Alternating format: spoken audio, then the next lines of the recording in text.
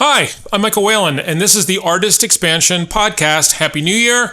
It is 2025, and today we're going to talk about issues facing the music industry in 2025. So the first thing we're going to talk about is revenue distribution and fair compensation. So a lot of people have been talking about what people make from Spotify and how it's not fair and this is not working and I don't like it and how are we going to get out of this? Okay, you get the idea.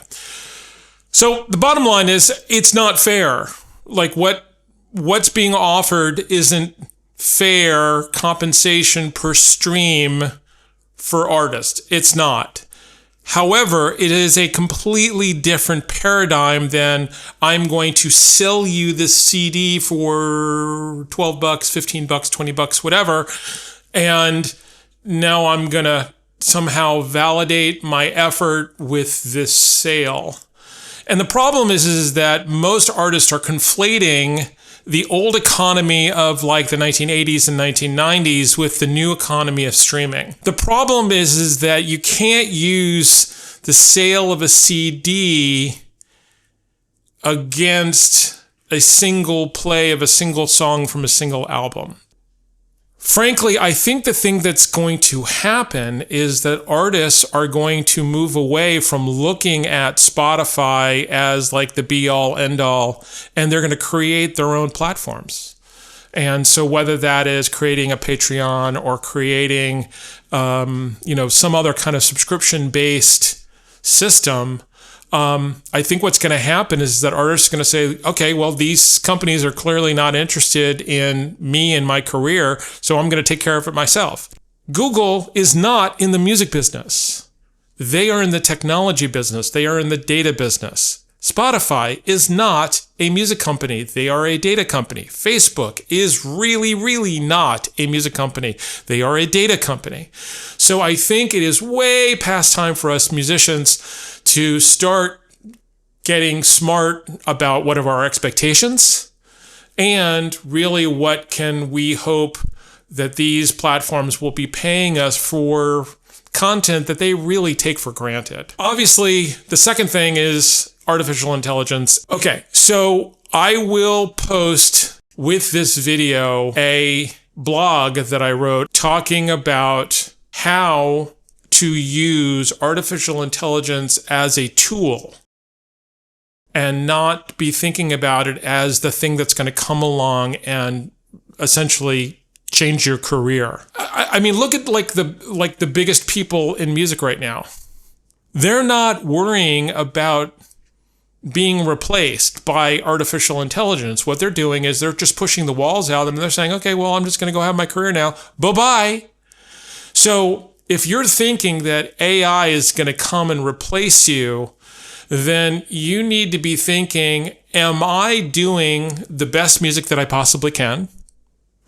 Am I taking the chances that I need to be taking to be knocking down genres, to be creating kind of the new paradigm? Or am I really, really, really just kind of phoning it in and, when a computer could easily be replacing me? I'm just being honest because that's what I do here. So I make instrumental music that's piano based. And everybody has said that that is really the first stop in the AI music replacement, train, the express train, which is going to come and flatten everybody. Am I worried that my career is now going to be over because of AI? No, I'm not, because I've heard some of this stuff. I've heard stuff that's trying to sound like Michael Whalen. It doesn't sound like me. I mean, harmonically, they're doing like the major seventh thing and like the little extended chords and okay, fine. But do they have my sound? Absolutely not.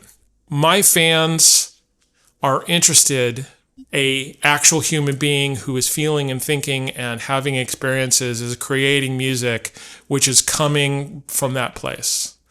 And I think it's important that we as artists are thinking and feeling and performing We can create performances. Computers don't perform. How can we be taking our performances to another level?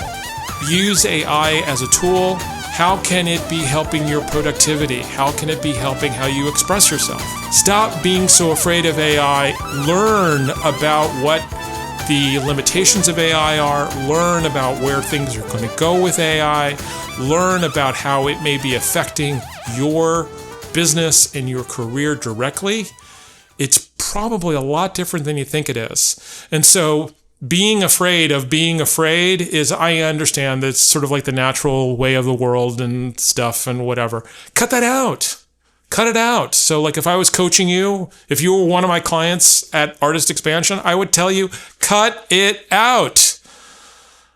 Artificial intelligence is a tool.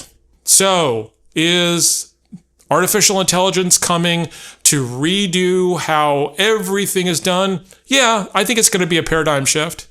And people hate change, and people hate being responsible for change and doing things new ways. Fine. I think that that is more of the fear than the reality that your career is going to end. Third thing, live music. Okay, so for a lot of people, playing live, touring, is really kind of the thing that's keeping the lights on at this point, because they haven't quite figured out how to do the streaming thing. No matter what I say, it's okay. And it is expensive to tour. Like, I mean, forget Taylor Swift and forget Ed Sheeran and forget, like, these big tours that people go out on. It's expensive to tour. And even if you're successful, it's expensive. So the bottom line is, how can you be playing live?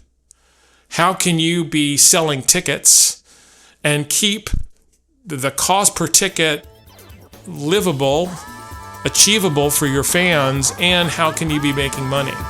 I think one of the things that we learned in the pandemic was streaming concerts. And I think that streaming concerts actually have a permanent place to kind of fill that gap between the live experience and the cost of it. The problem is that a lot of small and medium-sized venues have not figured out the economics of booking you, paying you a reasonable amount of money, and making enough money so it makes sense for them. The bottom line is, the more control that you can have over your performances, your ability to present them, your ability to get them out into the world, the better. You want to be thinking, how can I be clever about the business side of how I'm going to present things and get my music out there and make it affordable to my fans? Okay, number 4, music rights, copyright. So a lot of things are changing right now with copyright. Even with the amount of protections we have, President Trump signed in 2017 the Music Modernization Act, and there's some stuff in there that helped a little bit. I mean, frankly, the U.S. copyright code needs to be rewritten completely.